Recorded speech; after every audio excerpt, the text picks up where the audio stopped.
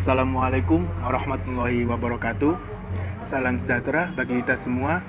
Salam, Om Swastiastu, Namo Buddhaya, Salam Kebajikan.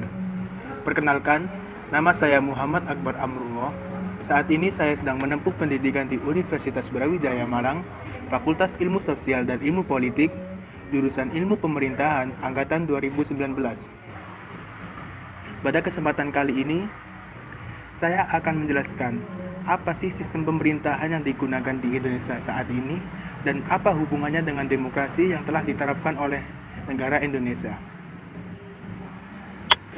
Langsung saja, sistem pemerintahan negara adalah sistem hubungan dan tata kerja antara lembaga-lembaga negara yang sering kita sebut dengan eksekutif, legislatif, dan yudikatif. Sistem pemerintahan berkaitan dengan mekanisme yang dilakukan pemerintah dalam menjalankan tugasnya. Secara garis besar, sistem pemerintahan dibedakan menjadi dua macam, yaitu sistem pemerintahan presidensil dan sistem pemerintahan parlementer. Terus, Indonesia sekarang menerapkan sistem pemerintahan yang mana? Jadi, Indonesia menerapkan sistem pemerintahan presidensil, yaitu sistem pemerintahan yang terpusat kepada eksekutif, yaitu presiden sebagai kepala pemerintah sekaligus sebagai kepala negara. Dalam sistem ini, badan eksekutif tidak bergantung kepada badan legislatif. Kedudukan badan eksekutif lebih kuat dalam menghadapi badan legislatif. Lantas, apa sih konsekuensi negara Indonesia ketika memilih sistem presidensial ini? Jadi, ketika kita ada sebuah pilihan, kita akan dihadapkan dengan sebuah konsekuensi. Itu hal yang pasti dan akan terjadi kepada kita.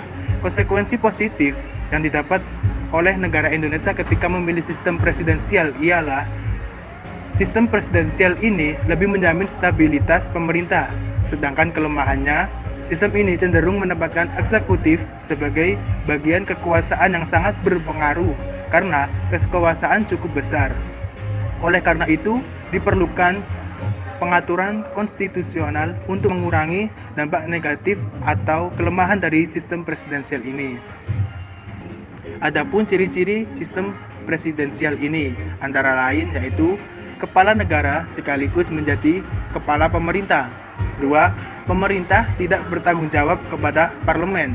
Ketiga, menteri-menteri diangkat oleh presiden dan bertanggung jawab kepada presiden. Kemudian, bagaimana sistem presidensial ini bisa berelasi dengan demokrasi yang telah ditetapkan oleh Indonesia? Jadi, demokrasi adalah pemerintahan dari rakyat, oleh rakyat, dan untuk rakyat. Begitulah pemahaman yang sangat sederhana terhadap demokrasi. Ketika berbicara demokrasi, pasti kita akan berteriak tentang suara rakyat, keadilan untuk rakyat, dan kesejahteraan untuk rakyat. Menurut saya, itu hal yang wajar. Karena ketika pemilih seorang pemimpin diserahkan langsung kepada rakyat, itu melalui pemilu, maka rakyat melalui hak suaranya menitipkan sebuah harapan dan menginginkan sebuah pemimpin yang bisa memberi kesejahteraan bagi rakyat tersebut. Karena ketika pemilu itu diselenggarakan, maka itu menjadi sebuah pesta demokrasi untuk rakyat sendiri. Pemilihan umum di Indonesia menggunakan sistem multipartai, yang mana sistem multipartai ini ketika dikolaborasikan dengan sistem presidensial akan membentuk kolaborasi yang sulit, bahkan akan terjadi kebuntuan relasi antara eksekutif dan legislatif. Jadi, dapat dikatakan bahwa kolaborasi presidensial dengan multipartai ternyata gagal dalam membentuk pemerintahan yang kuat dan tidak berfungsi untuk melandasi politik check and balance antara fraksi pemerintah dengan lembaga perwakilan rakyat. Jadi, akibat penerapan multipartai di Indonesia dapat kita rasakan bersama, yaitu sulitnya presiden untuk membuat keputusan. Berkaitan dengan masalah kehidupan berbangsa dan negara meliputi aspek politik, ekonomi, diplomasi, bahkan militer. Bila kita mengamati secara fokus hubungan antara eksekutif dan legislatif, presiden mengalami resistansi karena peran legislatif lebih dominan dalam sistem multipartai. Sebenarnya, posisi Presiden Republik Indonesia sendiri itu sangat kuat. Kenapa? Karena presiden dipilih langsung oleh rakyat, bukan dipilih oleh DPR. Tetapi dalam hal penerbitan dan pengesahan perundang-undangan, Presiden perlu ditunggangi oleh DPR. Namun terlepas dari hal itu, yang jelas dalam sistem kedaulatan rakyat, kekuasaan tertinggi suatu negara dianggap berada di tangan rakyat negara itu sendiri. Kekuasaan itu pada hakikatnya berasal dari rakyat, kemudian dikelola oleh rakyat, dan untuk kepentingan seluruh rakyat itu sendiri.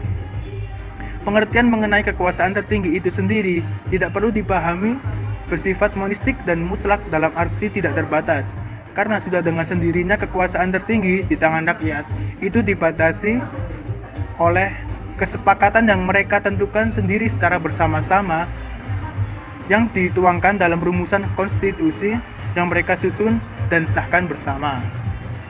Untuk kemanfaatannya, sesungguhnya segala kegiatan ditujukan dan diperuntukkan untuk rakyat yang dapat dari adanya berfungsi kegiatan bernegara itu.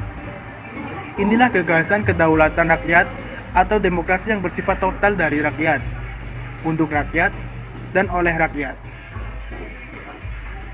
Itulah pemaparan penjelasan tentang sistem pemerintahan di Indonesia dan hubungan dengan demokrasi yang diterapkan di Indonesia. Saya selaku manusia biasa yang pasti tak luput dari kesalahan. Jika ada kesalahan, hal tersebut murni dari saya sendiri. Ketika ada sebuah kebenaran, hal tersebut pasti datangnya dari Allah SWT. Akhir kata dari saya, wallahul muwaffiq ila aqwamit thoriq. Assalamualaikum warahmatullahi wabarakatuh.